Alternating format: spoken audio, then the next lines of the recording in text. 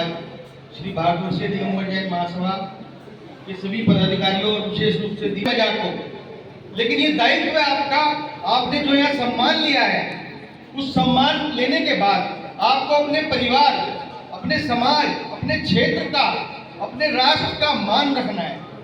कोई भी कार्य ऐसा नहीं करना है उन बच्चों को जिससे कि उनके परिवार का, उनके समाज का या उनके राज्य का सिर झुके। ये जो सम्मान समारोह है, ये केवल उन बच्चों का नहीं है, ये उनके परिवार का सम्मान है। तो मैं बच्चों से, विशेष रूप से कन्याओं से निवेदन करूंगा, जिस प्रकार से आज हमारी लड़कियां, हमारी बेटियां ऊंचाइयों को छू रही हैं, इस सम्मान को पाकर और ऊंचा कार्य करेगी। अभी देखिए, अभी मैं कलेक्टर साहब से बोल रहा था कि साहब अभी 2 महीने आप लोग व्यस्त थे, परसों तक कितनी व्यस्तता थी, और ये बहुत ही गौरवशाली पल है। एक सक्सेसफुल आदमी, एक हमारे बीच कलेक्टर साहब हैं, और जिन बच्चों ने उनसे, उनके हाथ से सम्मान लिया है, मैं कम से कम उनसे ये आशा करूंगा कि वो कलेक्टर साहब जैसे बन के दिखाएंगे।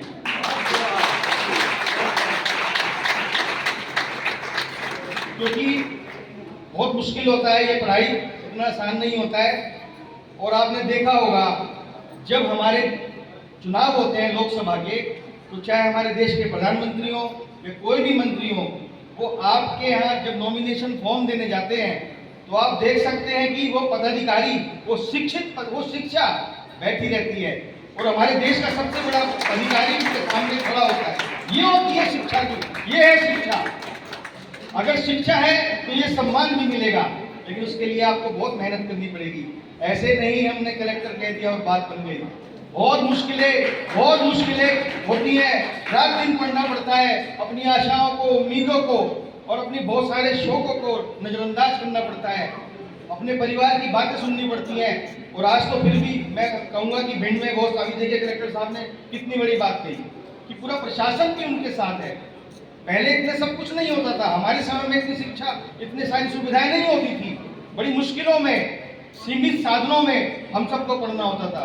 आज तो हम माँ बाप से बोले 2 मिनट के अंदर बहुत सारी चीजें हमारे साथ हमें मिल जाती हैं। लेकिन मैं एक बात और जरूर कहूँगा बच्चों, ये व्हाट्सएप यूनिवर्सिटी का उपयोग मत करना। शिक्षा अगर आपको लेनी है तो किताबों से लेना, और प्रमाणिक रूप से किताबों से लेना, क्योंकि व्हाट्सएप यूनिवर्सिटी ने आज बहुत नुकसान पहुंचाया है।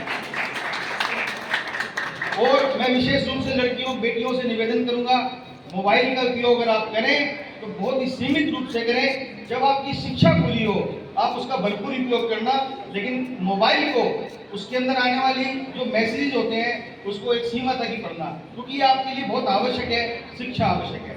मैं इन शब्दों के साथ पूरी महासभा कमेटी को धन्यवाद देता हूँ। आपने अवसर दिया, क्योंकि भिंड समाज ने सदैव जैन समाज के सभी कार्यों में आगे बढ़कर हिस्सा लिया है। जय हिंद। धन्यवाद।